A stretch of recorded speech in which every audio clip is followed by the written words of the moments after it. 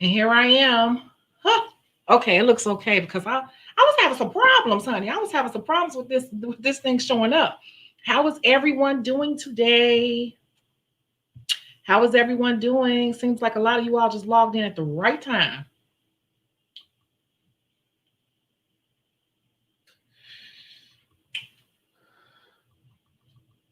This is so good. It's like I'm kind of getting away from my vape and I'm getting more into these pens. I like the pens better. Just was giving people time to log in. I changed the intro a little bit. Y'all like that little intro? Who's here? Hey, everyone. Let me tell you all something a little interesting that just happened. I've never been able to tie this thing back around and back around this way. That was very interesting. Waste is snatching in week by week. They said this just the beginning. We shall see. So let me see who we have in here tonight. I'm so glad you all are coming in for the case studies. We have Keeping Nettie. Hey, girl. Lauren said, is this now at 1 o'clock? It's now, girl. Hey, Lauren. Hey, Brittany. Hey, Madam Casey. Hey, I'm scrolling. Hey, Victoria. Hey, Amy. Hey, QT. Hey, Marlene. Thank you. I changed it a little bit. People don't realize it's really a lot of work having a YouTube channel. Like people tell you that, but they're not just saying it, like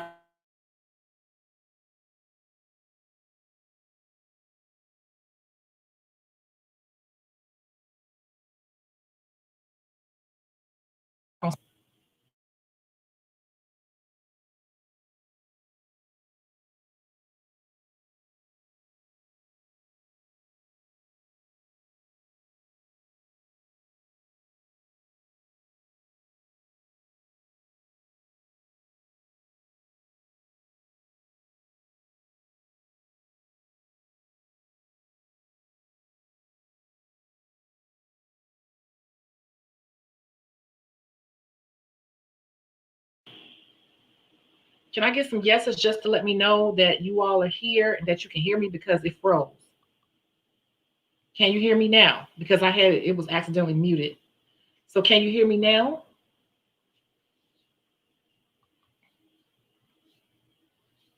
What about now?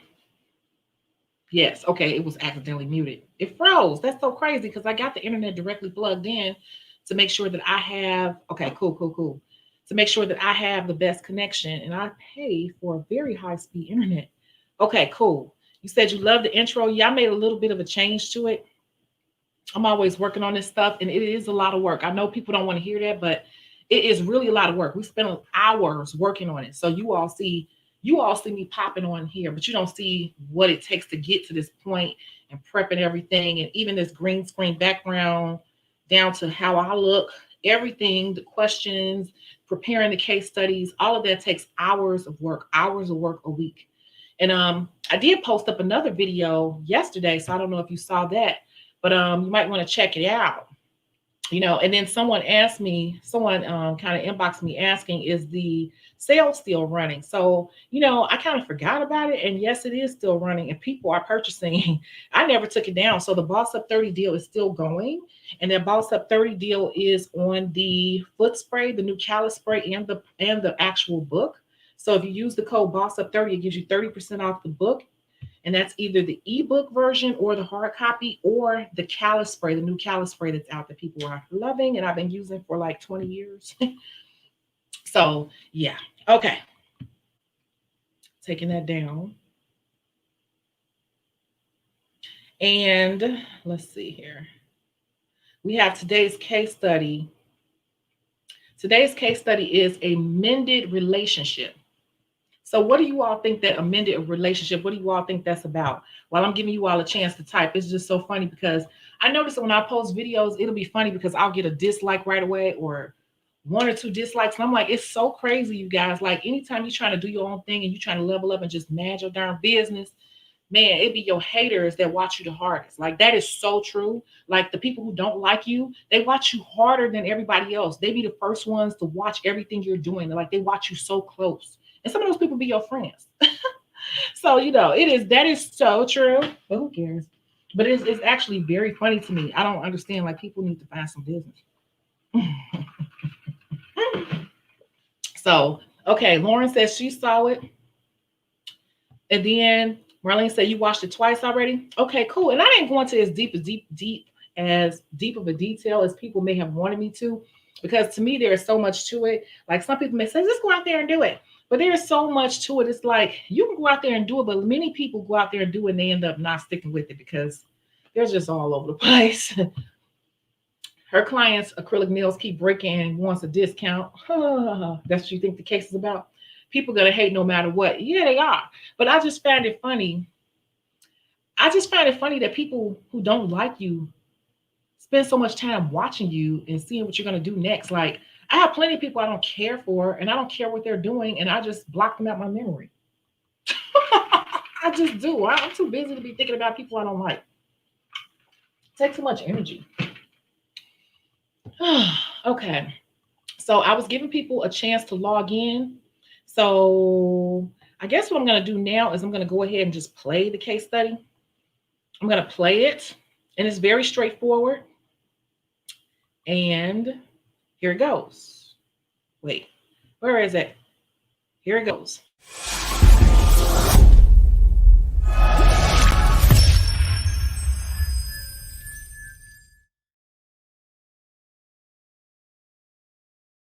Hey, Stephanie, but maybe you can help me.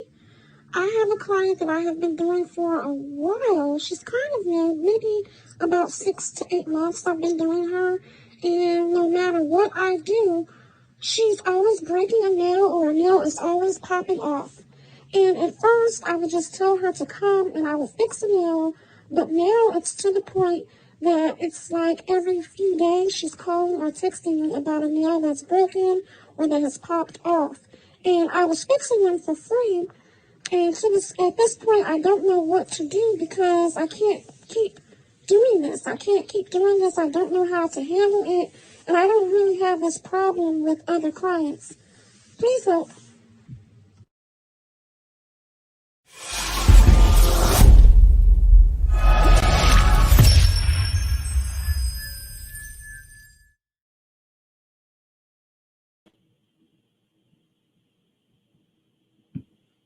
Okay. So did you all hear that okay, or do you need me to replay it? Because that one was done kind of quick. Did you hear that one? Or do you need me to replay it?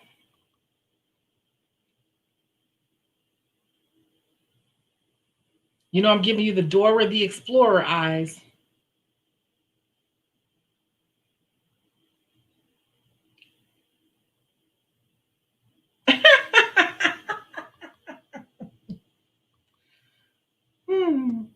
Did you all hear the case study?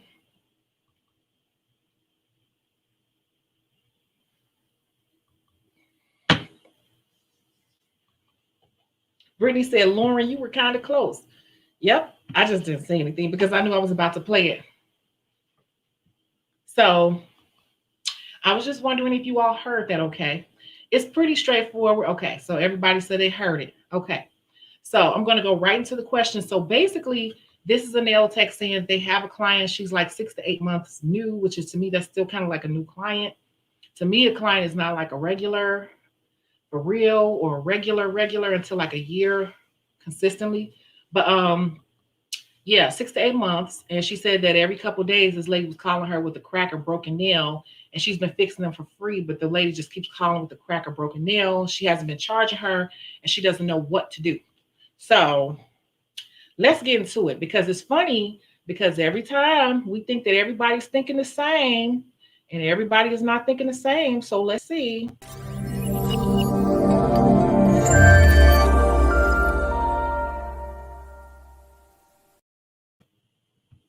First question, who is at fault here? Who is at fault? Just want to see what you got to say about that. Like, who do you think is at fault here? Like, whose problem is this? I've had this happen to me before. It happens. These people bounce around. So who do you think is at fault? I'll give you all a second to kind of type in your answers because I know it takes a minute. Let's see. You said it depends. That ain't no answer. Yeah, it depends. On what? Who's at fault? The nail tech is enabling. She needs to start charging her for repairs so she don't take advantage. Maybe both are at fault. The client should be treating her nails like tools, could be treating her nails like they're tools. However, the tech should suggest a better service for her. Okay. There are no right or wrong answers, and there's some new nail tech out here who hasn't even been out in the field, and they're watching these case studies and they're learning from you guys, from all of us, to see what we think, how we work in the field in real life. So that's why these case studies exist. Is the client rough on her nails? Is the tech making the nails paper thin? Now that's a good question because now they have the straight nails out, and I haven't heard much about breaking, but you would think they would be breaking a lot because they don't really have an apex on them. But that's what everybody wants nowadays, the flat straight nails. But I haven't heard really people saying they break easily. So, but that is a good question. But if you think about it, she said that she doesn't have that problem with other clients. She did say that. I don't have this problem with other clients. So, I don't know. Who is at fault here? Because when something like this happens, it's like something has to give. Something has to give. Something has to give. So those are all good answers. All good answers.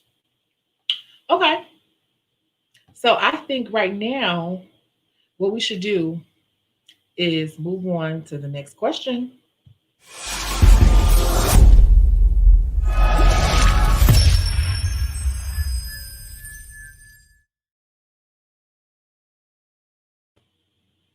Should she charge the client? Should she be charging this client for these repairs and for these broken nails and these whatever chips and all these different things that she keeps calling for every few days? Izzy Nail says, I'm in the same boat. I told them about a week I will charge for each nail fix. Some pay for and some don't come back. It's usually 1 or 2 nails. It's only 1 or 2 clients that it happens to. Interesting. So this is a good case study, right? You said I had a client like that. She would call me early mornings and late nights. I tried to tell her that extensions were not a good fit for her because she was rough and she knew it. It wastes product. She needs to find out her client's lifestyle. That plays a part. Time to have a tech to client talk. See, I thought I was the only one that had talks on because I will have a talk. I will have a talk. I will have a talk. And if that talk don't go well, I'm just going to get on my phone and start the marketing. She needs to charge the client. Some clients know how to manipulate at-home technicians. Interesting that you say that because I feel the same way. Remind me to come back to that because I feel the same exact way. I really do. Exactly, Nettie. Yep. Sometimes it's time to have a talk. So, should she be charging the client? Yes or no? Should she be charging the client for all these repairs and chipped nails and they popping off? Sometimes people will say the whole nail pops off. I'm just wondering. Should she be charging? Should she?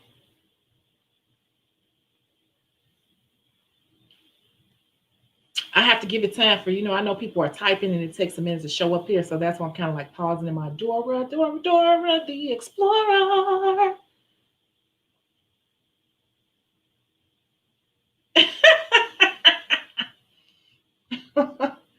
Okay. So I have one more question. But before I move on to the last question, because it's just one last question, this doesn't have to be a long one. Oh, we got 3 comments up here.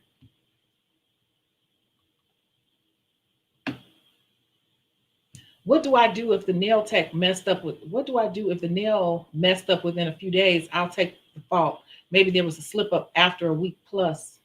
Hey, Muni. Okay. You're paying. Okay. I asked what she was doing every time. Mm-hmm. And before I move on to the last question, I'm going to say this, piggybacking off of what she said. I do feel like sometimes clients do try to manipulate at-home nail technicians, or I'm going to say non-discount salon technicians. I think that they put way more pressure on us to be perfect. I think they put way more stipulations on us because I see these same people and I remember these people when they first come into my chair, how jacked up and cheesy their nails looked when they first came in my chair. And then you upgrade them and you make them look better. And it's like they forget where they came from. Look, some people are not going to like this if they're not nail tech, but it's the truth. They forget where they came from and they forget that you upgraded them, and then they start like holding you to this really high standard, maybe because they're paying $5 or $10 more. It's like they just want to hold you to being perfect. Like you got to be perfect, perfect, perfect, perfect. When they was accepting crap, they was accepting bull crap, cheesy looking, off every nail looking different nails. You can't even tell what shape it is, lumpy, bumpy nails, no designs, no nothing. And they were going to those people for years and years and years and not saying nothing and paying their money. And they know if they walk up in there, they will sit up there and absolutely pay them, for a repair. There's no ifs, ands, or buts. It wouldn't be no question. But when it comes to us, it's like they love our work, so they start coming to us and they forget where they came from. And it may sound cocky to somebody who's not a nail tech, but nail techs could tell you what I'm saying is the truth. It is the truth. And it's so crazy that we are held to such a high standard. But you forgot where you came from and what you was dealing with. It was almost like you was in an abusive relationship, letting the dude beat on you, and you came over here with a good guy, and just because he slipped up once and told you a little white lie, you ready to crucify him. That's how they treat us non-discount salon Asian nail techs. And at some point you gotta be like, hold up. You can go back where you came from because look, you forgot I upgraded you. I'm just saying. I had to stand up on that. You forget I upgraded you. You forget. Did you forget?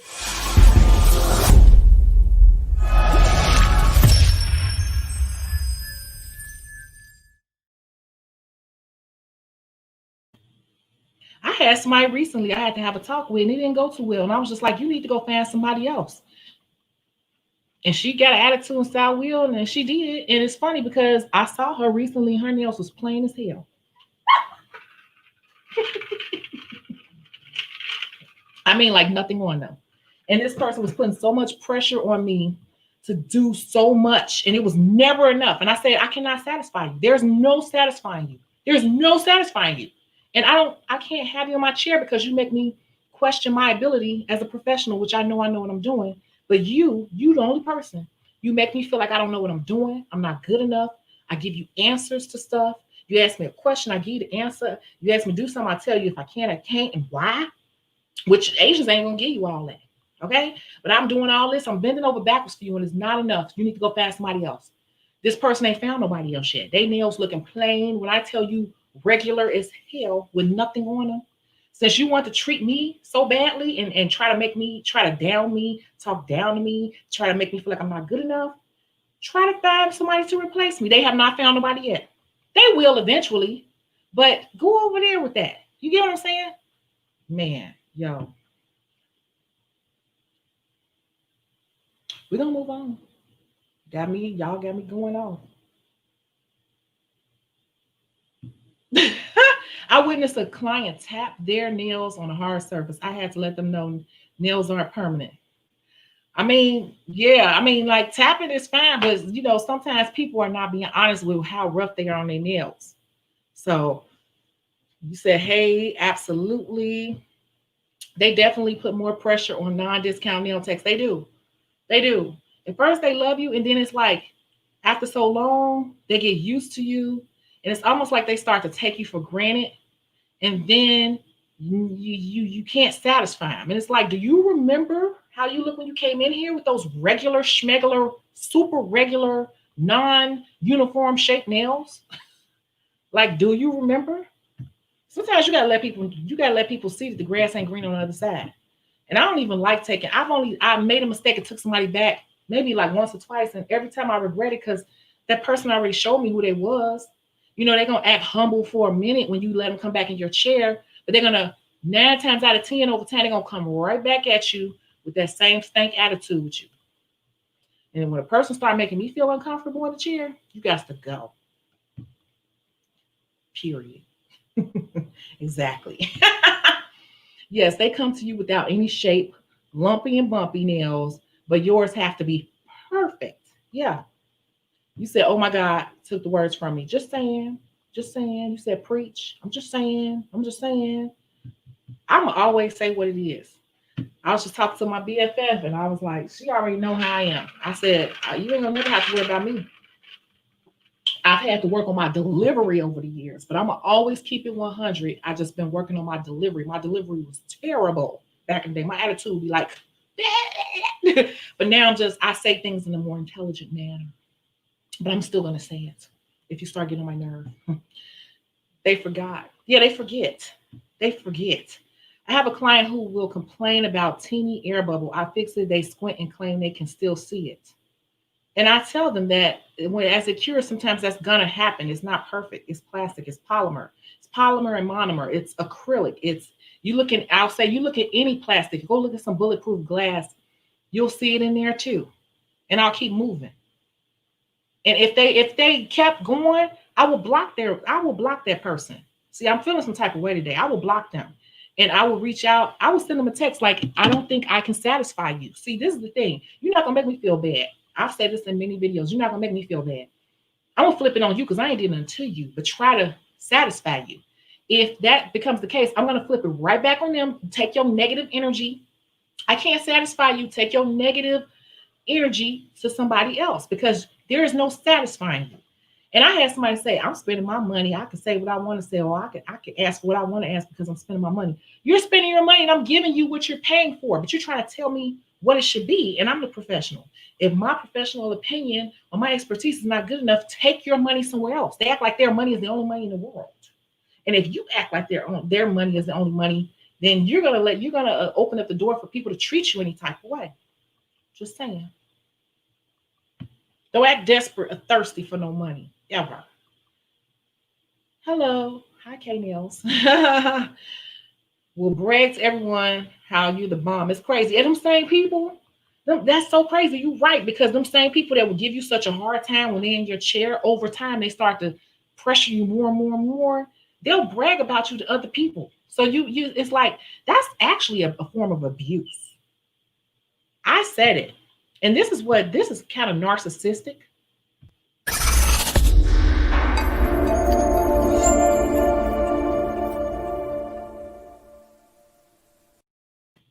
It's kind of narcissistic and abusive to rave about somebody out in public, but then try to be abusive or, put people down or make them feel like they're not doing a good job face to face. It's almost like a regular relationship where a man is like, out, my beautiful wife, I love her so much more. And then as soon as you get in the house, it's like calling her tramps and sluts and all this type of stuff. It's the same exact thing. Like, it's a form of abuse. And clients can be abusive too. Did you know that?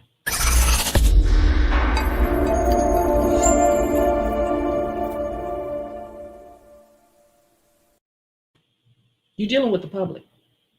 Keep that in mind. That's why I quit retail banking. I'm tired of having to wait on bad attitude customers. Now I can pick and choose clientele in this industry. I love that. Exactly. You know what you're doing. You have a good brand set up. You have a good reputation overall set up. You don't have to put up with that. You don't have to put up with that mess from people. You can say bye-bye to people and go find somebody else that's better suited for you. You don't have to be nasty. You need to find somebody that makes you feel like you're spending all this money with. Let them go. And we could do that once you have it to a certain level. So quick question. Has anyone ever ghosted a client as in not letting them know they're a ban? Yeah, I have. A person I've had, I get clients here and there. If I'm out marketing myself, because I don't always market myself, if my books are really full, I don't market myself. I actually lay low. That's why you'll see I haven't been posting, because I don't need to post right now. But if I'm out marketing, that means I'm kind of opening myself up to receive new people. I know I expect some people who are not going to be a good fit. And I've had people that it's pretty much mutual. But people are crazy, so you never know. You can have a bad experience with a person, they'll still book with you again. That happens too all the time. But I've had people I don't have to say nothing. I just block their ass. That's my first curse word this session. I'll be trying not to curse on YouTube. I'll be blocking their ass. That's my second curse word. Yes.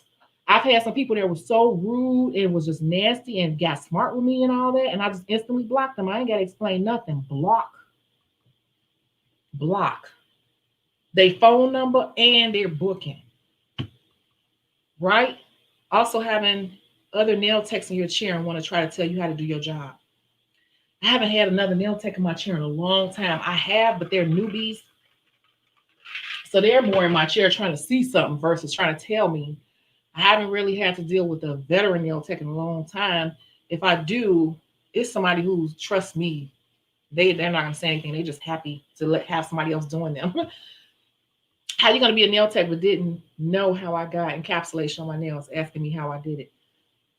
You know, you'd be surprised people's skill level. Everybody doesn't know everything. Some people are just very basic. You got nail techs that make a good living just doing basic nails. Designs. I said that before. You can make money without doing designs. I know nail techs who don't do designs make great money. And like I said, I know nail techs that make great money doing just pedicures. So it kind of depends on whatever you chose to be your niche, however you branded yourself, because everybody's so, that's my whole point. Everybody's so hooked on designs, and designs is not where your money comes from. Your money comes from the bulk of the work, the base of the work. So, you know, you'd be surprised what people don't know.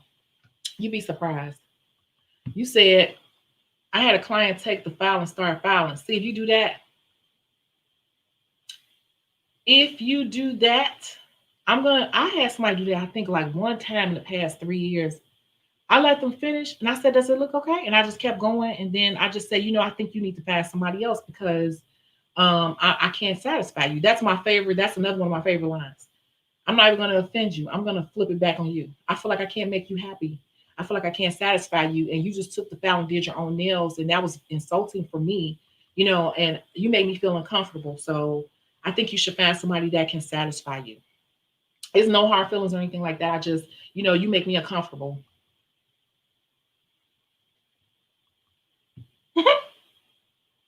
I'll say it just like that. She wasn't even a veteran, but she claims she does nails. Yeah, whatever. For real, some nail techs in my school putting on the forms upside down and stuff. What? You said she started filing in my chair too. Yeah, I don't do that. I cannot. I will not. I will not. I will not. I don't need your money that bad. I'll replace you. You replace me, I'll replace you. Let's move on in life.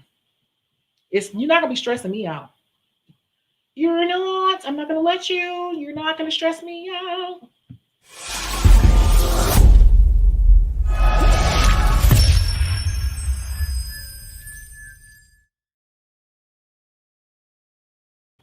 Last question. Do you think these clients are lying sometimes? I'm just wondering, what do you think? Do you think they're lying sometimes to us? Let's see what you think.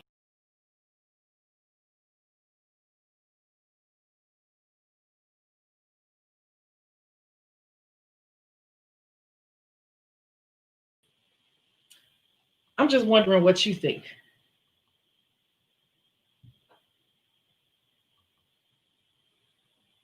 You said she wasn't my client. She was a walk-in, but another person's client. Whew.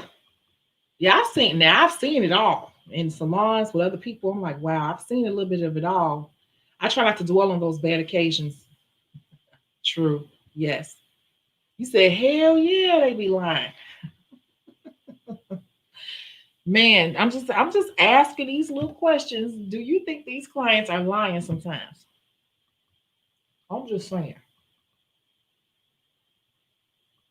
I'm just wondering what you all think. You said, yes, I do believe they lie, especially the ones that keep saying the same thing.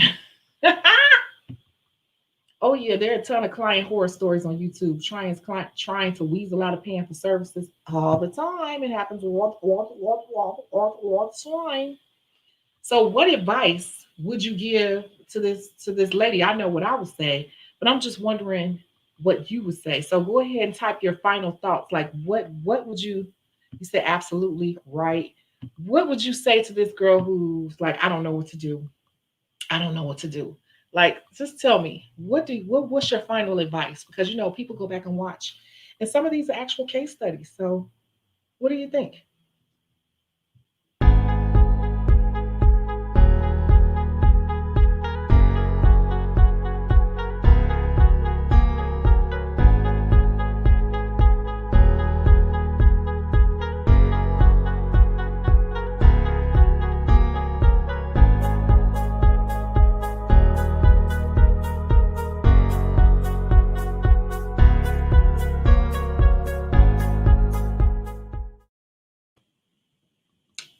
Let's see. I want to see what people have to say before I say anything. But it's time to renew your license, right? I went ahead and renewed mine the other day. It was so easy. Then two days later, my license came and I printed it out. I put my new one in my wallet, put the other one back up there on the wall. So for those of you all who need to renew your license, you got to the end of the month. It's that time. You got a couple days. Go ahead online because after that deadline, it becomes more difficult to do. And I think they start charging you a little bit more. Go ahead and pay that $50. Go ahead and pay that little $50. Just saying. Let's read these comments here. I would tell her to have a conversation with the client and see if she's doing anything in her daily activities that cause her to break a nail. Advise her not to use them as tools. They never admit to that. My favorite line is it just came off. I say, really? I see trauma to your nail. I can tell you ripped it off. Now that's funny because they do be ripping them off and they will swear. They think we stupid. We can look at your nail and tell if you ripped it off. We can tell. When people say it just popped off, and you can look at a nail and tell if it was ripped off or just popped off. Maybe even suggest making the nail slightly thicker. Thicker could be tricky. I would have to talk and to try to figure out what's going on the health of the nail anyway. If you don't want to recommend a different service, then maybe send her somewhere else. I don't know, laughing out loud. What would you say? Wait, what would I guess you say to a client that try to play you on nail art? Can't play me on nail art because I got set prices. When I do a design, I already know if it's gonna be a per nail charge or a 2 for $5 charge or a per nail. So it's gonna be per nail or 2 for $5 or like that. And then if I have 2 for $5s, if you get the whole set like that, I don't charge for the last 2. So it's like you'll pay for 8 fingers if you get the whole set. So I got it set up in my mind like that anyway. Per nail, 2 for $5. Then with rhinestones, it's like I have 3 different prices: partial bling, full bling, and then 3D bling. So I got 3 different tiers on that. So you can't play me because I have my prices in my head. So they can keep talking all around it. Well, what if I did it with? I'm like, okay, well, that's 2 for $5. That's this, that's that, that's 10. That's that. You can't play me because I already know my prices like the back of my hand. Set. And if I get confused and they try to trip me up, what I'm gonna do is I'm gonna pull out my phone and I'm gonna pull out my calculator on their ass. Because people will do that. They'll keep asking you the same question. That's my third curse word. They'll keep asking you the same thing over and over and over and over, trying to trip you up on the price. I hope you'll say something different. Like, okay, let's do that. No, because if you start asking too much, I'm gonna pull out my calculator. Then they start being like, oh, she calculating it. Yeah, because you keep asking me over and over and over what this price is, and you're not gonna trip me up. Okay. Set a policy for only free nail fixes after 3 days and keep a log of how often they try to pull that. See, for me, I got too many people do that, but that is a potential solution. If all else fails, fire her as a client. Look, remind this doesn't happen with other clients.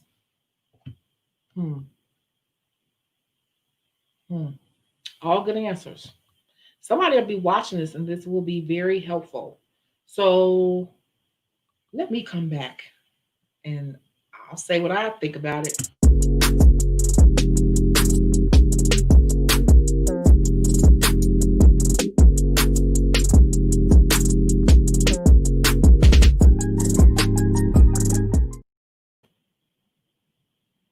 Okay.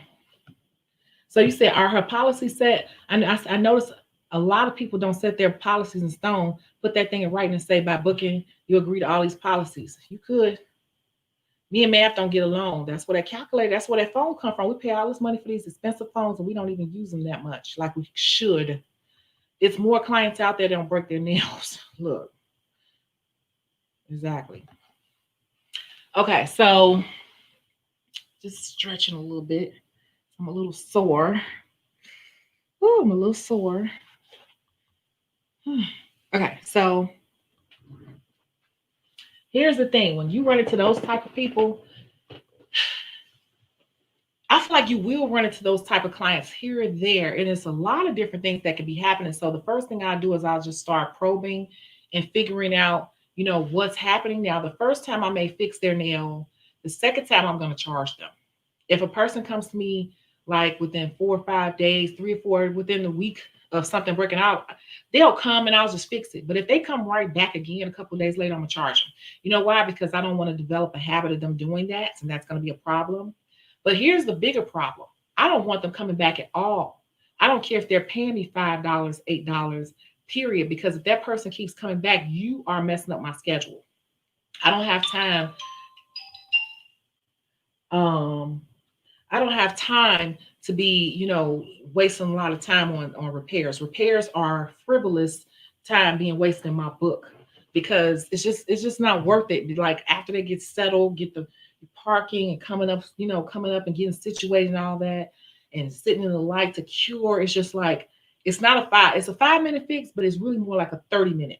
You get what I'm saying? A repair really takes 30 minutes to get that person in, situated, and get out the door because you have to let that acrylic cure. You got to let that gel cure. So it's just like, if you give me $5 or $8 or whatever, it's still not worth my time because you only gave me $5 or $8 and you just took 30 minutes of my day, which I could have been having lunch. I could have been doing some marketing. I could have been taking a nap, real quick, or I could have been cleaning up or something or restocking. So for me, repairs are time consuming in terms of how tight my time is, how precious my time is. So after that first time, I'm going to charge them. But after that, I'm going to say, hey, wait. We got to figure out what's going on here. Sometimes you have people that nails need a break. And it's just that simple. And I had a client who I had to have a talk with, and she wasn't trying to hear me. And I'm like, I had to have a serious talk with her. Like she key in while I'm talking to her. I'm like, look, your nails need a break.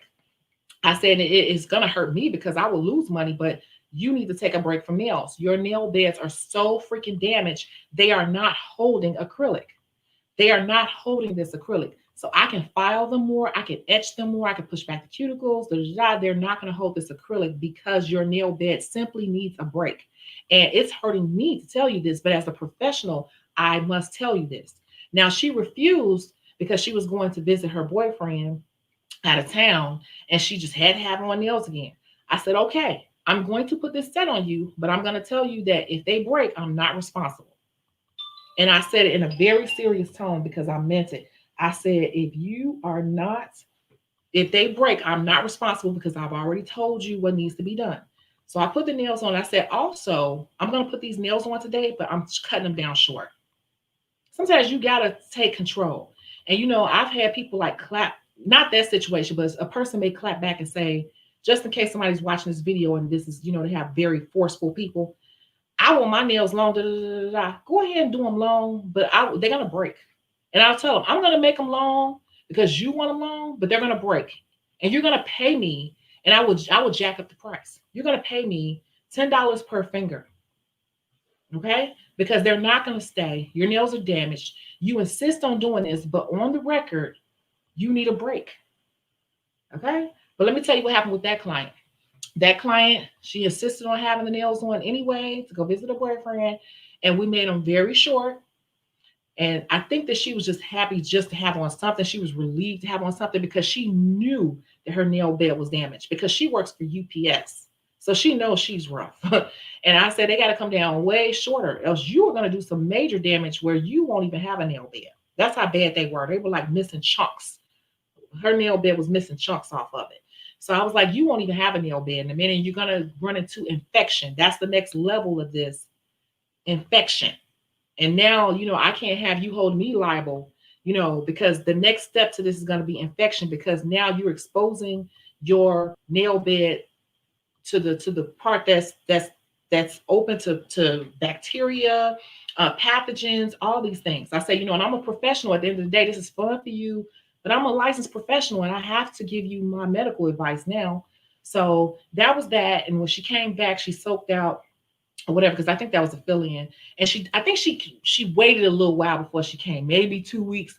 But her nails are in better condition than they were, but she just must have on nails. So you have those people that are just addicted to having on nails at all times. Like they've worn them all their life. You're not going to talk those people out of never wearing nails.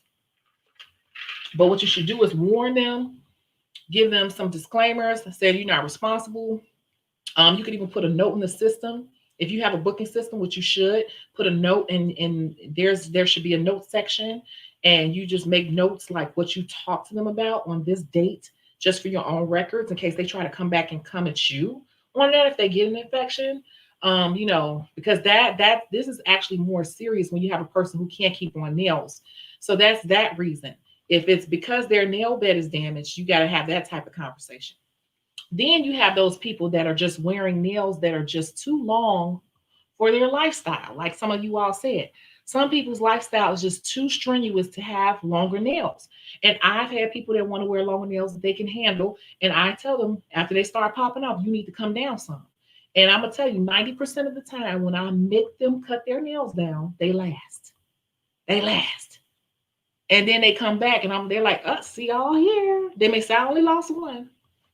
I said, told you, you need to come down. Your lifestyle is just you can't handle long nails.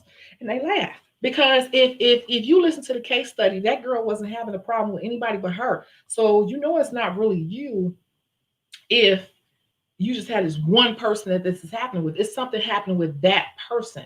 And I always, like somebody else said, a couple of you all said, I always pointed out, nobody else is having this problem. So we got to figure out what's going on here, because I'm not having this problem with anybody else. And then you do start asking those questions, so it's either their nail bed is just way too damaged and they refuse to give their nails a break. Their lifestyle is a little bit too strenuous for that.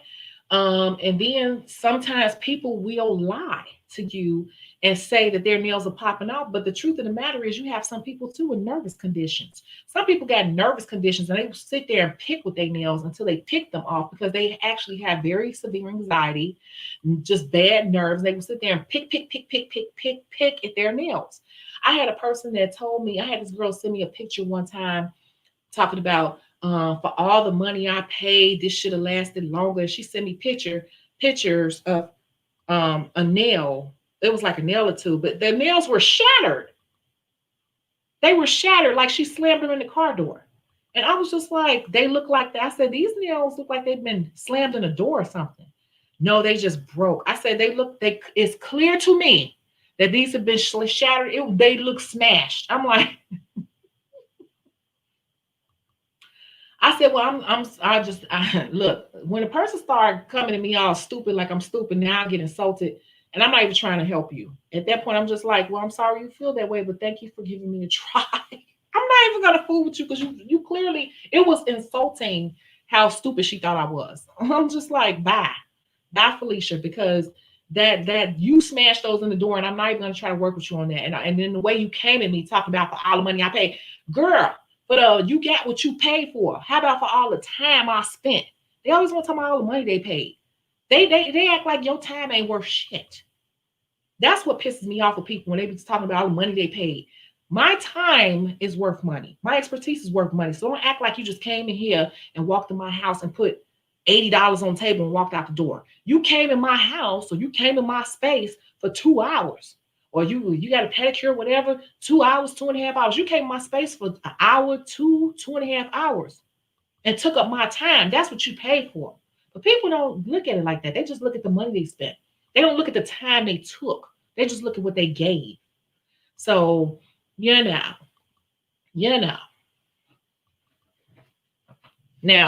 with that being said, those type of people I wouldn't deal with. Now, people whose nails keep breaking like that, it is a problem. Those are usually the two problems, and they usually solve it. Their nails need to be cut way down, shorter. They need a break from acrylic, or they're lying to you about why their nails are popping off.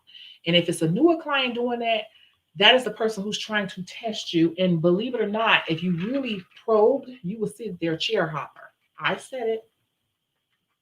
If a new client is doing that to you, 9 times out of 10, you're going to go back on this video and say, dang, Shecago said that they're a chair hopper.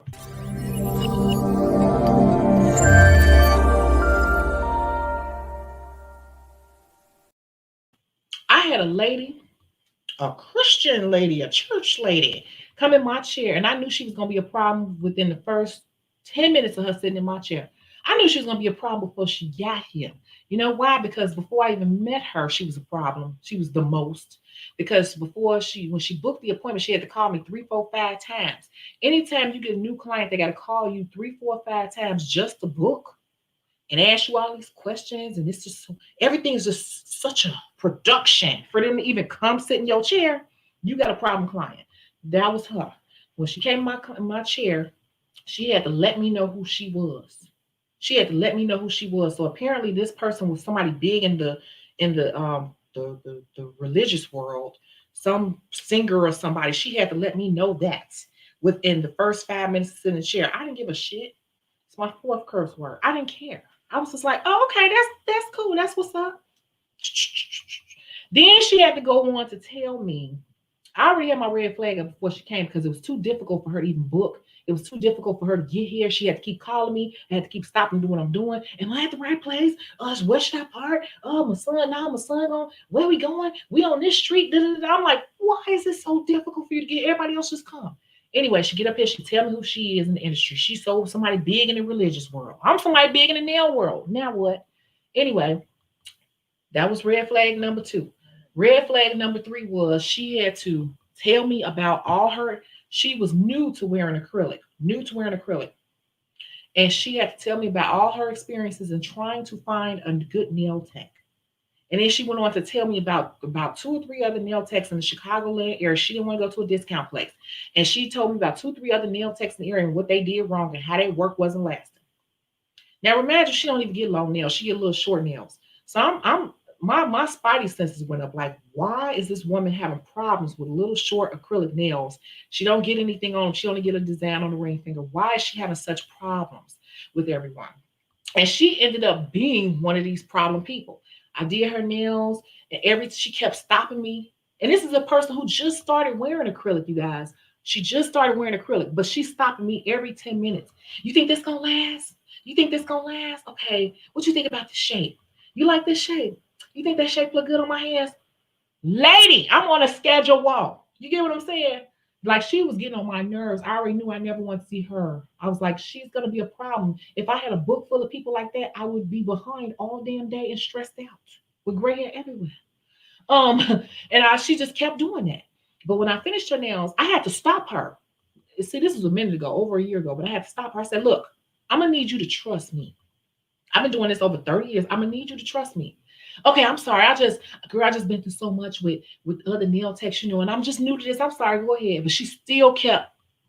I don't do clients. I don't do those type of people. I don't do it. I cannot. I'm too old for that. I cannot. You either trust me or you don't. Okay. When I finished her nails, she loved them. But sure enough, she started with that crap.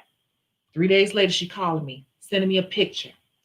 Do you know that woman sent me a picture 3 days later of it was a little, when I tell you it was the littlest chip, the chip was on the tip. It was like on the, like a big grain of sea salt. It was like the little corner of her nail was chipped. She sent me a picture of that. I was like, oh my God, here she go. My nail messed up. Like it's the end of the world. She wanted to come in and get that repaired, you guys. I let her come in and get it repaired. I don't know why. It's just like me. I could be a nice person or I could be a mean person. I could be either or. And I'm gonna give you the benefit of the doubt. So when I do become mean, you can't say I didn't try. So I went ahead and fixed her nail, which that was a lot of work. And I didn't even charge. I'm like, no problem. See, this is why I'm telling you all how to handle stuff like this, because you will hurt yourself. And looking back on it, I should have just nipped that and I shouldn't even did it. I fixed a little stupid nail. So I don't think I took it all the way off. I think I just buffed it down real good. And then I just kind of like capped it real good with the color and then top coated it. Do you know she kept calling me for little chips like that. So she had an unrealistic expectation of what nails were. She thought they were titanium or something. And I realized why she couldn't get no nail tech's chair, because it was not them, it was her. But I already knew that from the beginning.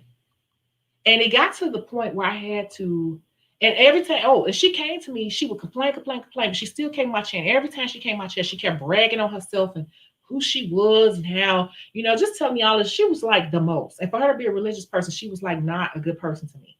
But anyway, just going on and on about how fabulous she was and everything she had going on and who she knows, whatever.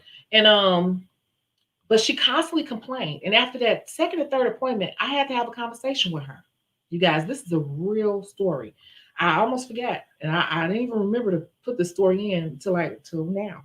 But I had to have a conversation with her, and I said, I don't feel like I can satisfy you.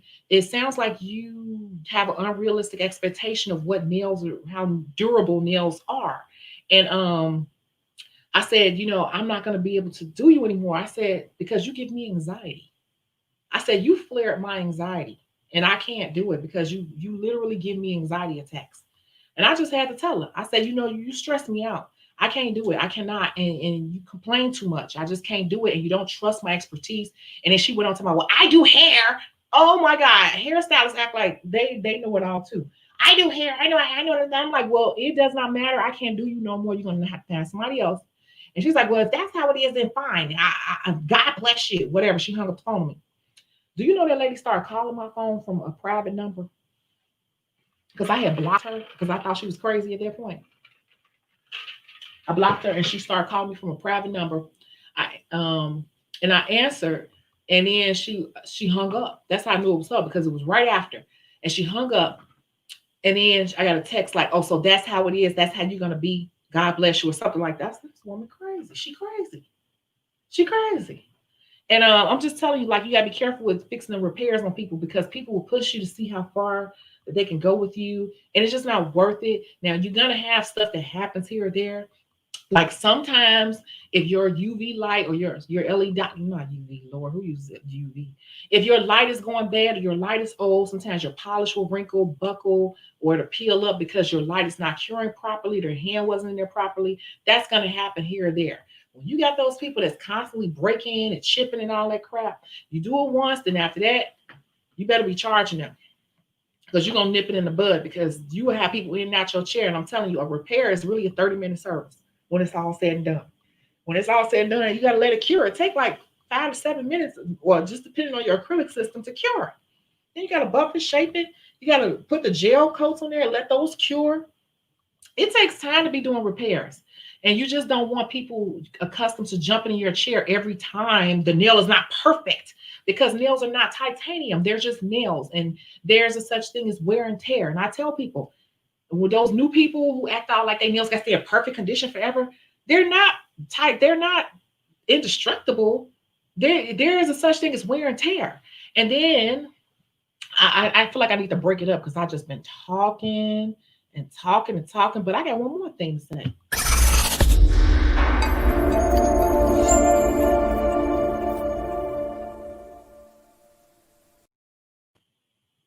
In general, my nails last about a month, and they can go longer than a month. And then you get those people that get so used to your nails lasting a month.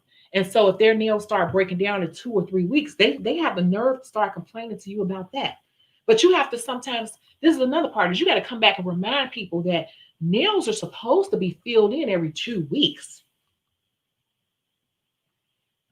Did y'all hear me? Because people will start to try to make you, this is what I'm talking about, where they put all that pressure on the non-discount salon nail techs.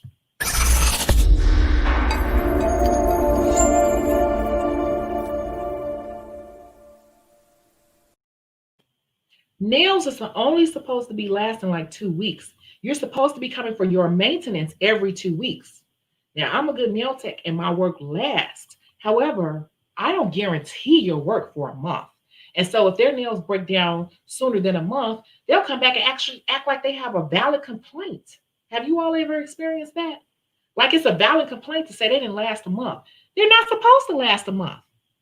My work can last a month because I'm good, but Nails in general are set to last 2 weeks. You're not going to make me feel no type of guilt because they didn't last a month this time.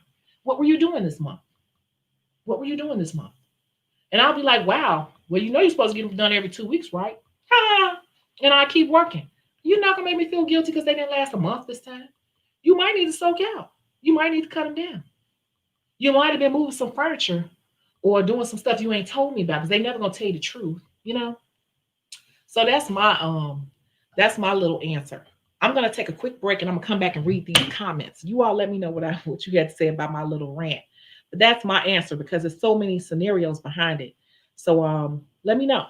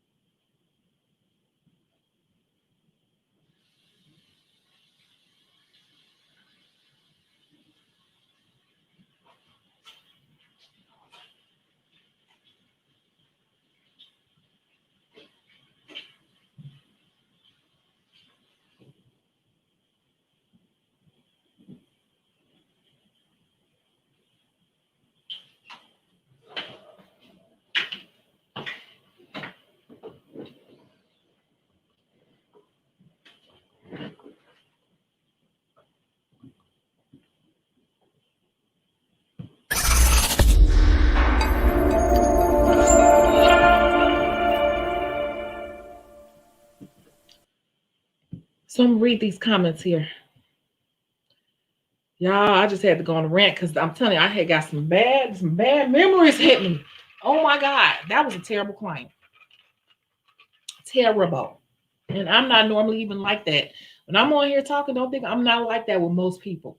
But you have to keep in mind, I do a lot of people. So the few little people I'm talking about, they just little nuggets in the sand, little grains in the sand. For the most part, I love people. We get along. There's no problem. There's love both ways. But you get those nut cases here and there. And I am not the one.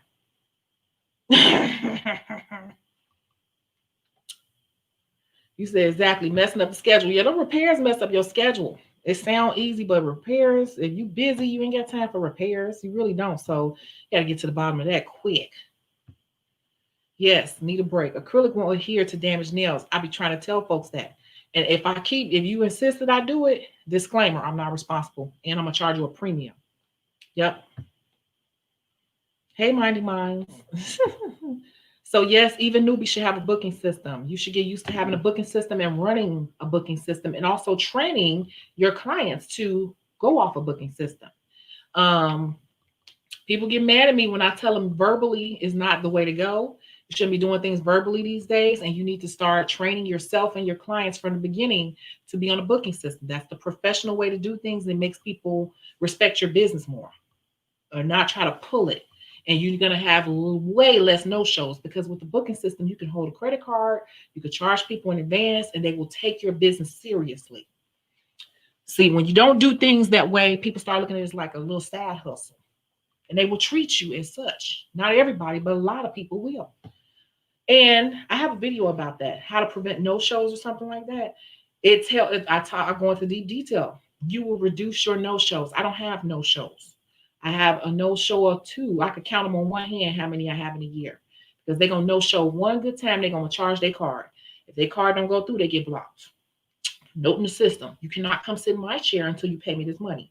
I don't care. I don't care what the excuse is. I don't know you. And if you put some time on my books and you don't show up and your card don't go through, you can never sit in my chair until you pay me that money. And I've had people pay me the money. And they look at me like, oh, she ain't playing. No, I'm not. This is my job. This is my career. And you wouldn't keep going to a job that kept sending your ass home because that's what you do to me every time you do a no call, no show. So that's why you need a booking system. Bloop. That's how I feel about it. Yes, they don't listen. Mm-hmm. I would go ahead and get one if I was a newbie, Lauren. It cuts down on your people DMing you. That's another thing. All that stuff, See, you want people to look at this. You're running a business. Are you running a hustle? See, this channel is for running a nail business. A business has structure to it. That's not structure to just willy-nilly be verbally saying, I'm gonna come, I'm gonna do this, I'm gonna do that. Some people may disagree, but people respect your business more if you put it more, make it look more professional and polished. Just saying. And it helps with the no-shows. I have Acuity, but I downgraded to the free plan, which doesn't have all the features because I don't have clientele right now. I've been doing walk-ins, but I only pay $10 a month. I mean, having your own business is an investment. But do you have the book? Because you should be building your clientele right now. Because it's a training. It's a training for both you and them, and you need to learn how to work off of it. Because as you get busy, I'm too busy to run off of verbal appointments. It would be a mess. I'm too busy for that. And to be honest with you, once you do start to get busy, if I'm working 12 hours back to back to back to back to back, I only got time to clean up, put a piece of chicken in my mouth, go back to work, my schedule changes every hour. Especially when I get very busy, my schedule changes every hour. People are booking, people are canceling, people are rescheduling. There's no way in the world I would be able to verbally keep up with all that, because that would mean I would have to keep stopping what I'm doing to answer their questions, stopping what I'm doing to answer the phone. If you're a truly busy professional, once you get to that point, you don't have time to do that. And I'll tell you, like, I'm busy where it will not work. I will be losing money if I did not have it digital where people can do it.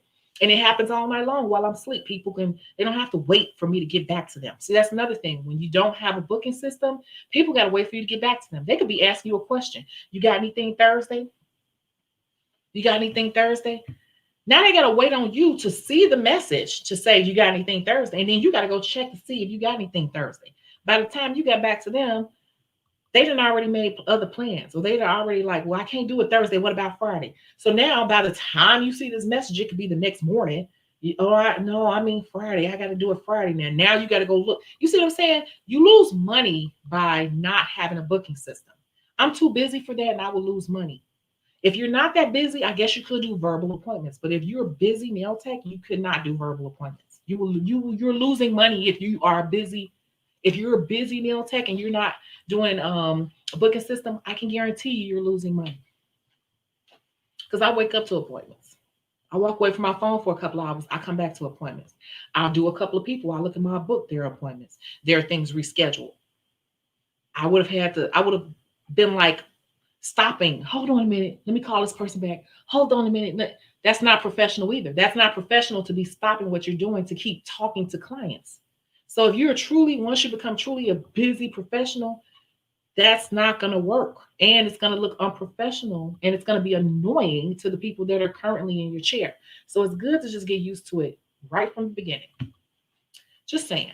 And what if they booked the wrong thing? I remember Shecago had a live, and she was talking, don't know, pricing can be kind of tricky because the client might think it's something different. I don't have pricing on there. I don't have pricing. People will reach out and say, how much is this? And when I get a chance, I'll get back to them. But I'm going to tell you something. My branding is set up where my clientele is not really too much worried about the price. So I'm going to say that too. I try to target professional women. So they don't care about paying a premium. But I do have people here or there, maybe once or twice throughout the month, asking how much something is. But for the most part, I have my regulars, and then I have referrals. So I told you all, once you get your base clientele, it turns into referrals. The referrals are going to tell them anyway. When they refer you, they're going to pretty much talk about your prices for you. So that's why I don't really have to worry about that as a question, because my regulars do a lot of that work for me, I think, because I don't get that question that much. If they book the wrong thing, I have people that ask about booking the wrong thing. If it's something that will affect the time, like if they put something like, oh, I hit manicure and I meant a full set, I'll go in, I'll adjust it and just say, no worries, I adjusted it for you already. See you soon. If it's something where it's like, oh, I hit manicure and it's a full set and my day is full and it can't happen because my day is just too tight, in that case, I'm going to tell them, you need to rebook for another day, because you only booked the manicure, which is a 30-minute service. My book is completely full, and a full set is scheduled out for an hour and a half, because I put an hour and a half because I don't know what designs they're going to get. So I like to have an hour and a half in there. And so that's a big difference. And so if they made that type of mistake, I'll tell them you have to reschedule. That's too big of a oops, I can't fix it. My day is too tight. And I'll just text them. But for the most part, that's something that rarely happens. Overall, as a busy professional, you will need a booking system. If you're not busy, I guess you can get away with it verbally. Um, when I had Acuity, I use pictures and detailed descriptions. I also don't have a bunch of different services. I've seen people name their services so people know what to expect. Example, short and sweet. Yeah. So some people, I just put, that's kind of general. Like, I think fill in is an hour, full set is an hour and a half. Like that. Yep. Yeah, it was so tiny, that little crack. I was like, this lady is crazy. And then when she kept doing it, I was like, it was something wrong with her. It was like something, her energy was so off from me. Who she is, I don't even remember her name. I don't even remember her name, but she was giving me anxiety and she was stressing me out, and she was too new to be stressing me out. She wasn't spending no real money. And that's another thing. It be them people that ain't even spending no real money. They be trying to give you a problem, lady. Bye. Yeah, she called me from, she was messy. That's another thing. Messy, messy, messy boots. Supposed to be a religious woman. I had to get rid of her quick. And it wasn't me, because she had already said she'd been in so many different people. It is them, it's them. It is them. Exactly. They can last. They don't understand that means possibility. Yeah, you're not gonna hold me responsible for a month. Like, I don't know. I'm not guaranteeing a month. I guarantee they should be around 2 weeks. And even at 2 weeks, they're worn.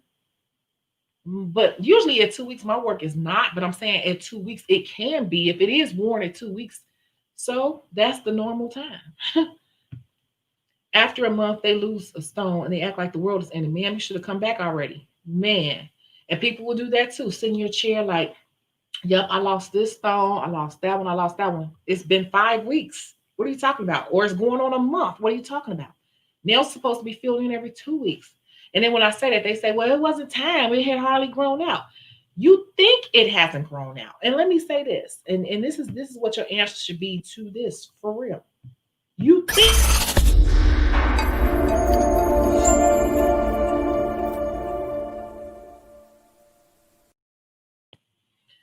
think it hasn't grown out, but what they don't realize is that the cuticle has grown out as well. So if I were to push back your cuticles and use my cuticle drill bit, there will be some space to fill it in. But you don't see that because you haven't been back to let me push back your cuticles, because the cuticles usually also grow out as well. That even that skin underneath. So some people's nails grow really, really slow, and that's true. But I'm just saying, like, I'm gonna always have a rebuttal for that, because you will not trick me, put me in a trick bag, holding me to a month guarantee. I'm not guaranteeing anything for a month.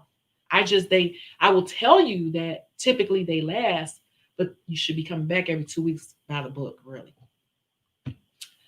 And who wants to walk around with 4-week-old nails? I be itching for a fill of 2 weeks. Oh no, I have people that come 4 weeks, 6 weeks, 7 weeks, 9 weeks later.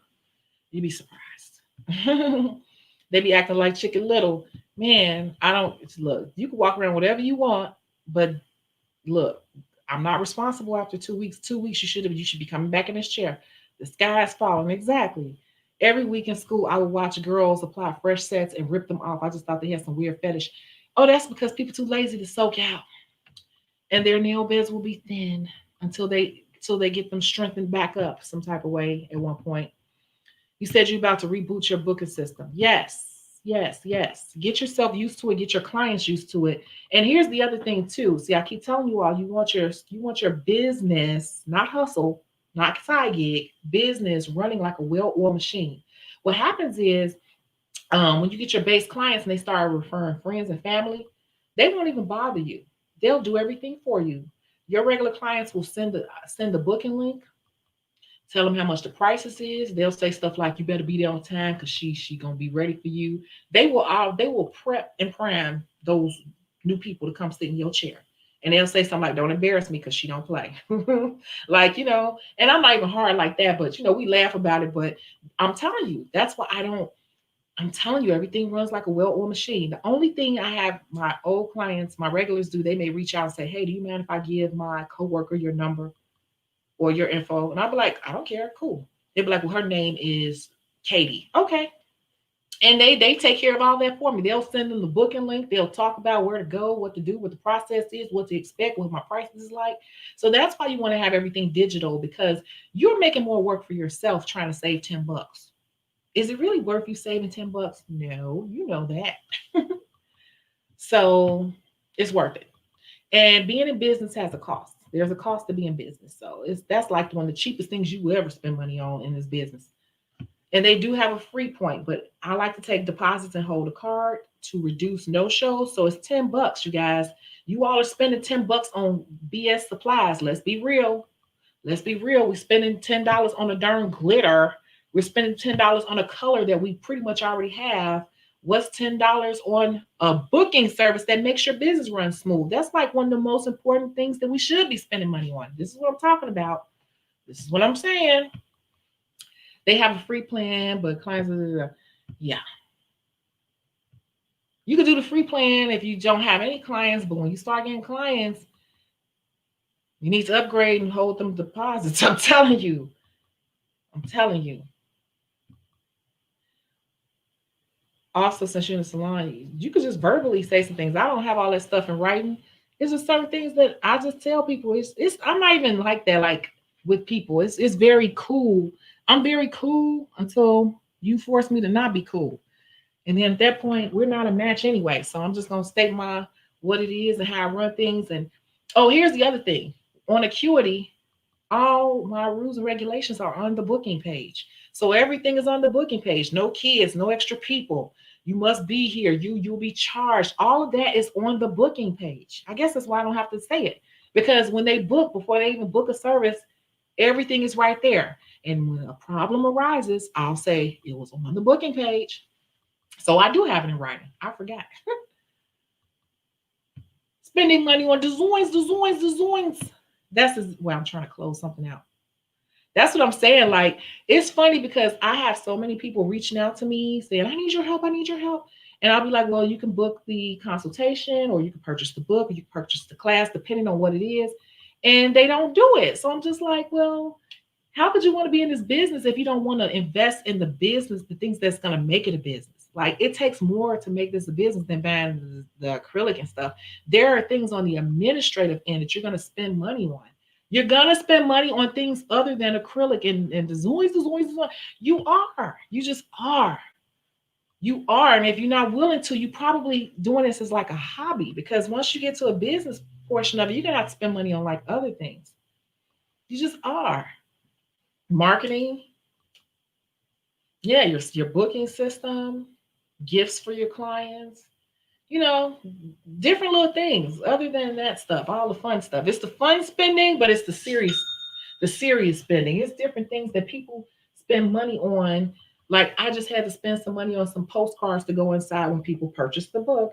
I have a postcard that goes in there and it gives you a discount code, just it's just part of the look of the brand. And I've done it for many years, and just like a company, when you receive something in the mail, they always have their pamphlet in there or something. A lot of people don't do that, but I do that because that's what a big company would do. And I'm a small mom and pop company, but I want my business to stand out a certain way. And although it's not something I have to do, I can still be in business. I do it because I want my brand to stand out. I want it to be a trustworthy brand, and over time, my brand has grown. So if I had to invest, nobody told me I had to do that. It's just something I do to make my brand look good. So, I have policies on there, but since I'm in a salon, we're not supposed to take deposits. Are you paying booth rent or are you on a commission? But I feel like deposits will make people take you more seriously. They will. When people got their money on the table, they respect your time. And they really don't respect your time more. They don't want to lose their money. I'm telling you, it's all little things like that is the difference between people playing you. I know somebody who refuses to do a digital booking system. They not hurting me, they hurting their darn self. And they forever got people flaking on them. And they won't listen to me. Hey, that's on you. I'm trying to help you. But if you want to make your life harder, I don't like my time wasted. And there's nothing worse than getting up in the morning and you didn't have to get up that early. It's nothing worse than needing some money for something or counting on some money for something, and this person is not going to bring it to you like they said they would. They lied. It reduces liars. It reduces people from lying to you because that's what it is. Yeah, that's why, because you're on commission. So that's why I'm like, let me ask this next question. Yeah, you're in a commission place. So the commission, if you're in a commission salon, they should have policies set in place for you already. So yeah, I got your book about a week or two ago. The best decision I made this year was to develop a business mindset. If you treat this like a hobby, people will also treat it like a hobby. Then who's to blame? Exactly. So little things like that make a difference. Like I'm telling you, if a person could just, oh, well, my girl name is Mindy, just call her. And then they call you and say, oh yeah, you can come at 2 o'clock around 2. Think about that. You call Mindy, you could come around 2 o'clock versus, oh, her name is Mindy. Let me send you her Instagram page, and there's a booking link on there. They click on the booking link. It takes them to a professional page with everything laid out, pricing, ask for your phone number, your credit card, and saying like, hey, you got this much time. If not, your car will be charged. Da, da, da, da. And then they see all your work laid out. They see all your popularity. They see all these different things. They're going to take you much more seriously. They're going to be more excited about coming for the service, all of that, because they're doing something a little bigger, not just going to Mindy, who just happens to do this sometimes. I'm telling you, a lot of people don't respect the beauty industry because we don't make them respect it. We don't make them respect it. Yep, a whole different energy. You create the energy. You create the energy. And I forgot about this. I was thinking about this last night. Let me say this.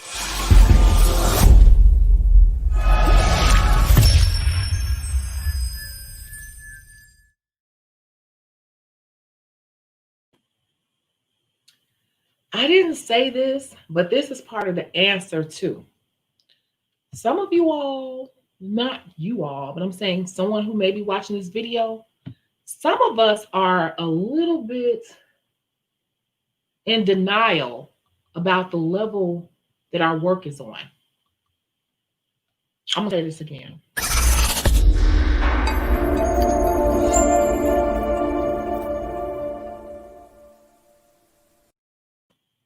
Some of us are in denial about where our level of work is. So let's go back to the case study. She said, I don't have this problem with other people. But what we don't know, let's take the same scenario.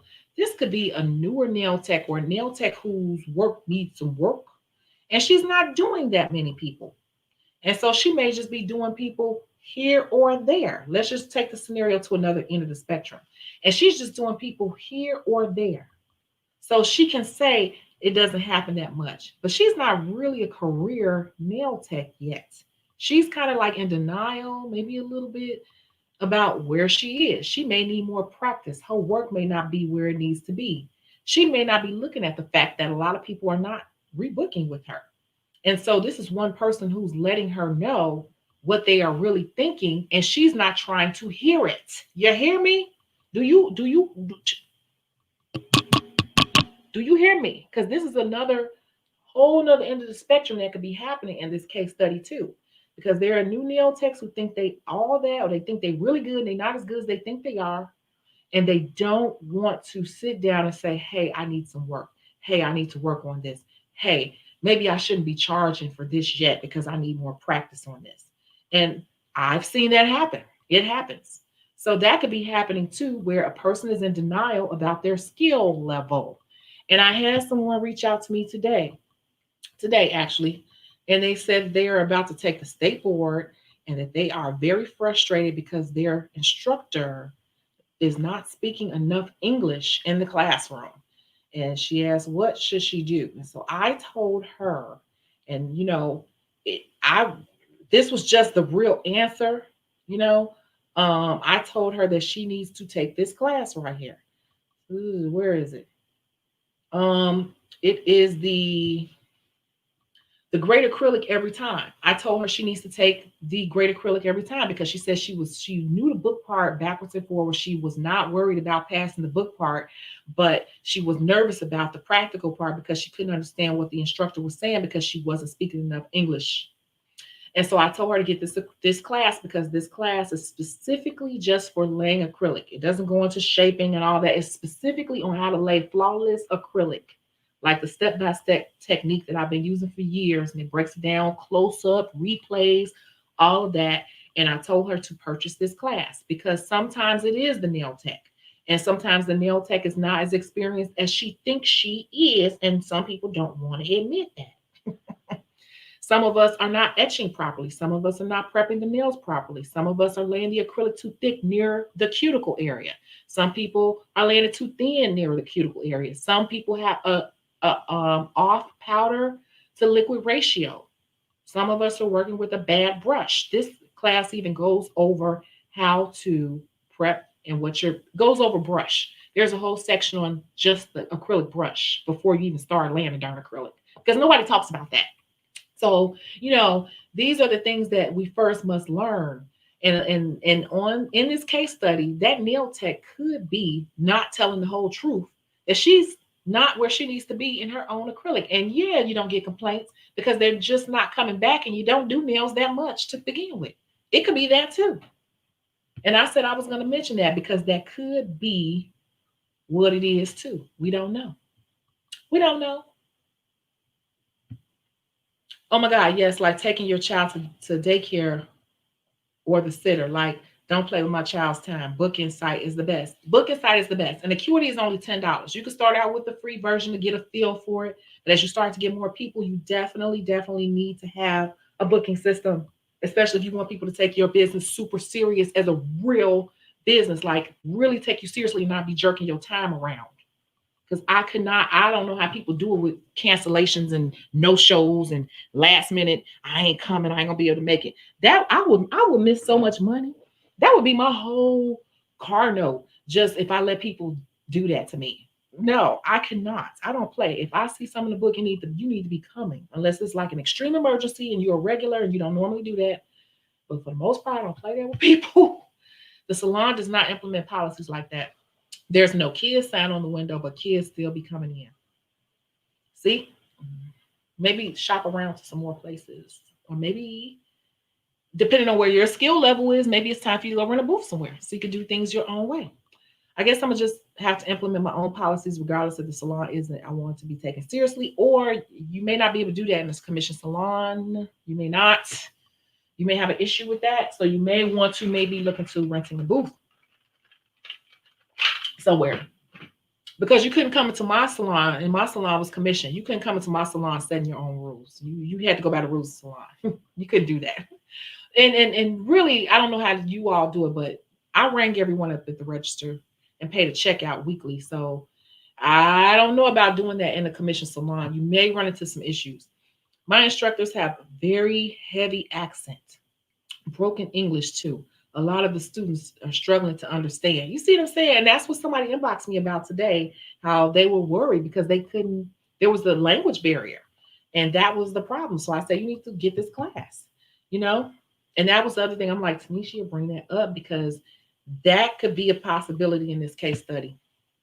Personally, I would be careful with that, Lauren. See, if you were booth renting, that would be fine. But doing commission, you are basically their employee, so they can fire you anytime. Yeah, I just said that. See, so you know I'm not just making that up. Here go another professional nail tech telling you the same thing. You can't go making your own rules up in a commission salon. That's why I asked, are you commission or are you booth rent? You might want to do booth rent.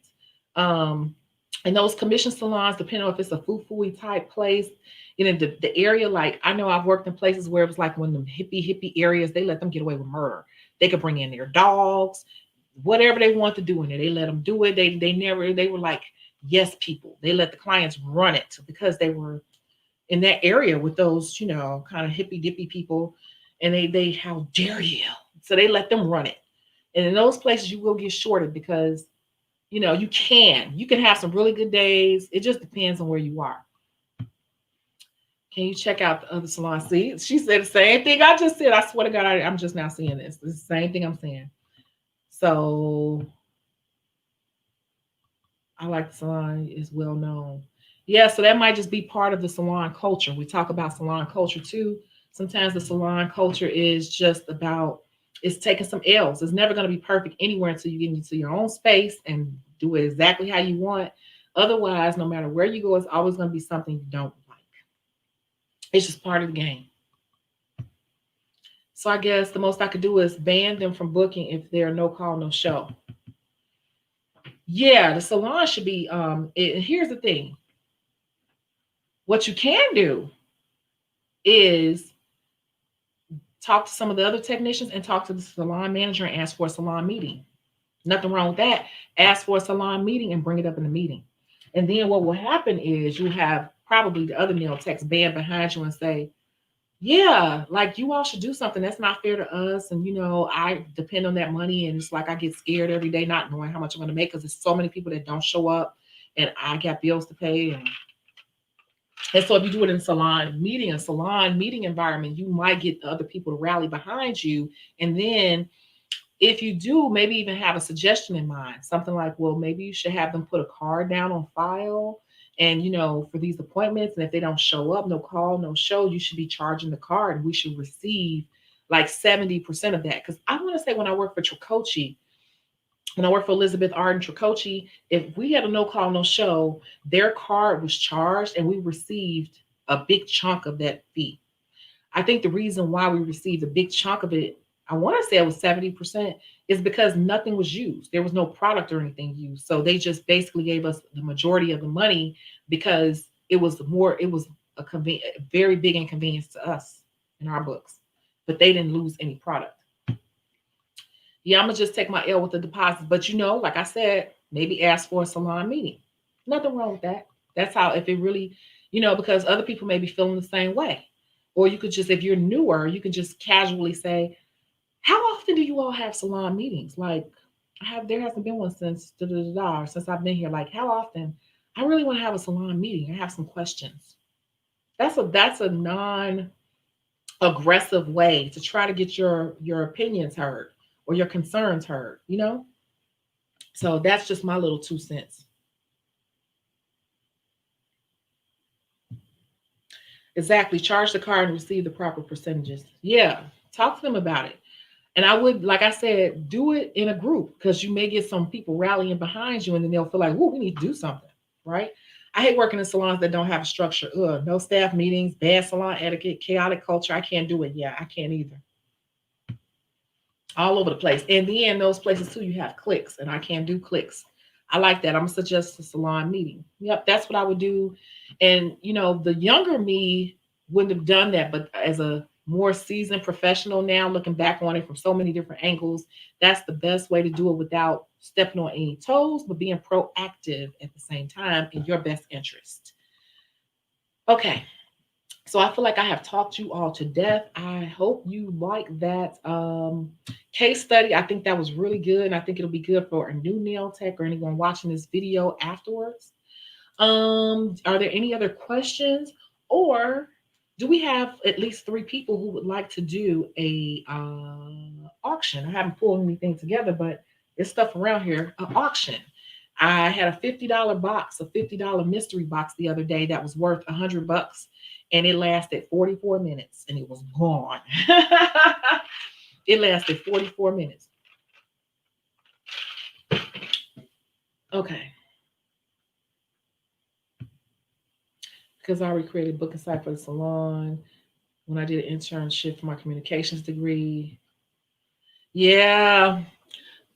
Yeah, that's a big step for a salon who's not used to doing it digitally. It sounds easy to you because you maybe a newer nail tech, but implementing and treat, like I talked about earlier, training people who are used to doing things one way to move them all the way over here, it may be too much of a shock. So it's something like that. You think it would be easy, but it's not an overnight thing to switch people who are used to running their business willy-nilly off the cuff of their sleeve, off of just say, "Oh, come on, all right, come on." And if you come, you come, you don't, you don't. To switch them over to a scheduling system, it sounds easy, but there are a lot of things. It's not as easy as it sounds. And it's not easy to just take everybody who's used to working in the salon and being on board with one thing and then just making them switch over to another thing. And if they're used to running their business or working together in a certain way, you as one person are not going to come in and just change their business around unless you're the owner. Otherwise, you're just going to be a person who thinks you know it all. That's how they'll look at it. Like, you got to be very careful. And I've said this before, you got to be very careful with people in a salon environment because you're dealing with quirky type artsy, fartsy people, creative people, and they are very ticky. So if you come in trying to do too much, too forcefully, you're going to be the outcast. I'm just saying. I'm just telling you. Shecago said it. I'm just telling you.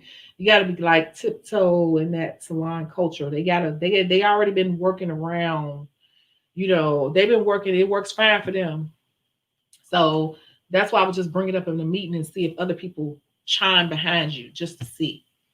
I was interested in your consultation and if the consultation schedule are the times available on your booking site. No, with the consultation, what you do is you pay for it, and then what I do is I take the email address when you purchase, and I will reach out to you and ask you what time works for you when you would like to come, and then I'll manually put you in, and you'll receive confirmation and everything then, and then I call you like that. So it's not out there like that because I don't want consultations to conflict with my working schedule. Because if you book for 12:30 for a consultation, I'm doing somebody's nails and I'm not quite finished at 12:30, you're expecting me to call you at 12:30 on the dot. It may be 12:40 or whatever. I just don't like to mix the two. I like to have a little bit of hands-on with the consultations. I really don't like doing consultations when I'm working. That's what I'm trying to say. I like to do consultations when my mind is not in work mode. I like to do it like on my off time, like on a Monday or something. So I don't like people to choose their consultation. I'd rather choose it or give you a window so I can really, really be focused to help you. But it is available on Shecago Beauty Source. Yeah. And the pricing is on Shecago Beauty Source, like the pricing for the different time slots. So you can know it's on Shecago Beauty Source. So you can go under beauty education and then it'll say like donations and consultation or something like that. And then when it drops down to show like 15-minute, 30-minute, 60-minute, like that, and the prices are there. Where do people go to tell you their case study? Well, some of these case studies are my personal experience or other nail techs that I know. And then some people I know, they'll just record something for me and I'll just put it in the software and change the voice. So it's a mixture of everything. I have some software that changes people's voices. So it's a mixture of my own and other people too, just different experiences over 30 years. Okay, gotcha, perfect. And then I get situations too from my clients. Sometimes they'll tell me different stuff like, this comes from a little bit everywhere, but they're all like real scenarios. The manager said she even wanted to try the booking site out again, so I'll bring it up to her. If I were you, I'm going to say this again, Lauren, you should bring it up in a meeting because you're just one person who's new to them. If you do it in a meeting, you may get more people rallying behind you, and then that may spark up, that may put a little fire for them to kick it off sooner. So you got to be careful of you being the person because you don't want to come off as a smarty pants. Because I used to do that because I got the degrees and I have all these great ideas. And sometimes when you do that, even if your ideas are good, when you got people who are used to doing things a certain way and you start giving them better ideas, even if they are better, they'll just like shoot it down because they just look at you like she just thinks she knows it all, whatever. And in the meeting, you'd be surprised. You may get more support from the other staff because a lot of people don't want to speak up about things because they don't want to be the only one. They don't want to stick out. They want to fit in the group. But in a team environment, in a group environment, sometimes people speak up a little bit sooner. Like if one person does, they'll go, yeah. Then another person will go, yeah. Then more people will feel more comfortable going, yeah, agreeing with you versus you just doing it by yourself. Because it sounds like you're newer in the salon. So you got to make sure that you have the people who are veterans and already a part of that salon culture chiming in to say, hey, that is a great idea. You'll probably get better results. I'm just telling you. You can do it your way, but I'm just telling you. Okay, I was asking because I didn't know if we could send stuff in. Thank you. We could send stuff in. Um, I have a PO box. Chicago Beauty Source has a PO box. I could put it up here if you want, because people do send things to PO boxes for people on YouTube. Let's see. Here it is. Wait. Oh, wait. Wait.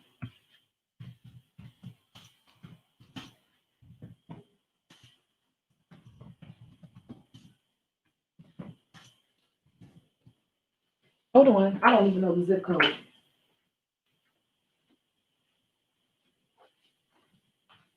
Do, do, do, do, do, do.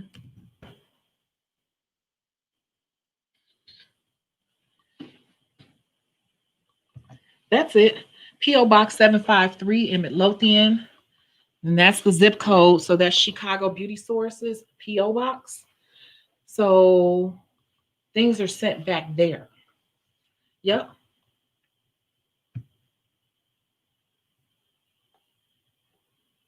Gotcha. Perfect. Thank you. Yay. The manager says she wanted to try to book a site. Again, start bringing it up to her. Da, da. Okay. Salon meeting. Yes, definitely salon meeting. Yeah, I'm telling you.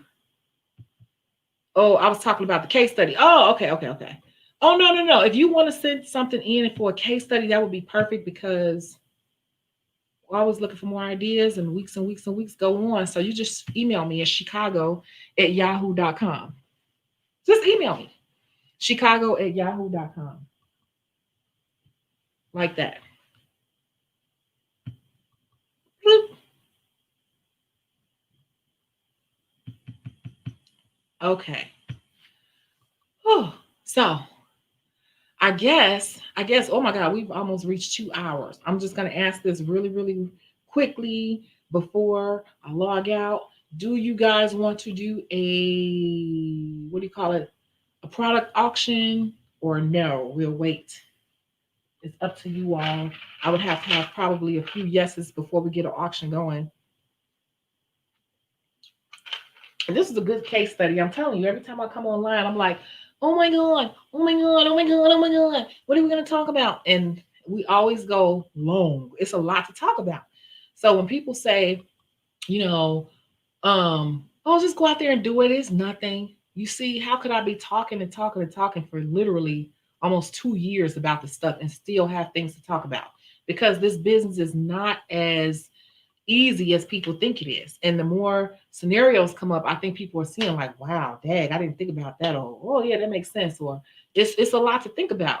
And a lot of people don't survive this industry because it's not all easy. The doing the nails part is actually the fun part. It's like navigating it as a business, dealing with these people in different scenarios and different personalities in terms of clients and coworkers and salon owners. And do you rent your own space? When do you rent it? Do you do commission? Do you do booth rent? Where do you go? How much did you pay? How do you build? What about taxes? What about retirement? What do you do when it's slow? All these different things. Those are things that people don't think about when they jump in. And as soon as they hit one of those situations, they freak out and go, I don't want to do this. I'm just going to do this for fun. I'm just going to do it for fun. And a lot of this stuff I had to find out the hard way. So yeah, it's a lot to talk about on this channel. And some people, they just say it's not that deep. How are they doing? How are they doing? Because it's a lot. It is a lot to talk about. It's a lot. I had somebody told me my lives need to be shorter, like 10 minutes. And I'm like, those 10-minute videos do not get that many hits. I'm telling you. It's the long ones. So I'm glad you like. You bring a lot of value. I'm glad you think so. I try. And it helps me too, because every time I go live, I see a new perspective too. I see a new perspective, a new way of looking at things myself. Somebody always says something I don't even think about, like, oh yeah, what about that? So that's cool. But I feel like I've been holding you all long enough. If you have something that you think would be a potential case study that you want me to cover, or put up one week, let me know. Email me at Shecago@yahoo, and I'll take a look at it and try to simplify it and get it in. Okay. So let's see. What else? Somebody just said something. You said the longer the better. Yeah. Do you all know if you how many? I just want to ask. See if we got any old school people in here. What is has been the longest live? What has been my longest live on this channel? I want to see who knows.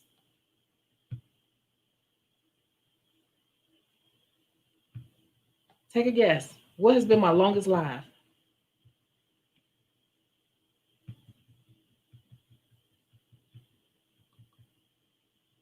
I want to see if we got any old school people in here.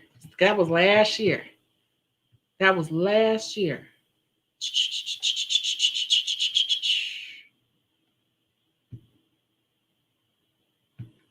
You said, woo, probably 4+ hours, 6 hours. Yes, the long videos I like. Yep, 4 hours. QT Social says 6 hours. And we cannot click off. It's so good. Ha! I know you said 6 on one of your lives. I was just watching. That's correct.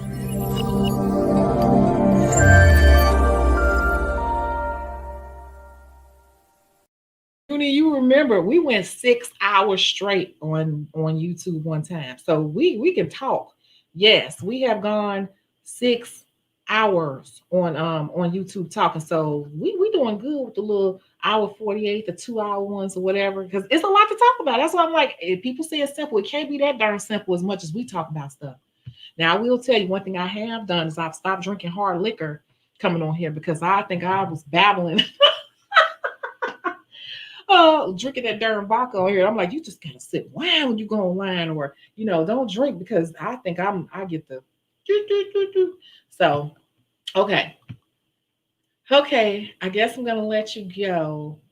I will catch you all in the next video. Okay. Thank you so much for watching and subscribing. Tell a friend, like, comment. Oh, the likes. And when you like the video, that really helps the algorithm and it puts it in front of other people. It tells YouTube this is relevant, good information. So if you could just hit the like button and hit the bell so you know when I'm going live. Okay. I really appreciate it.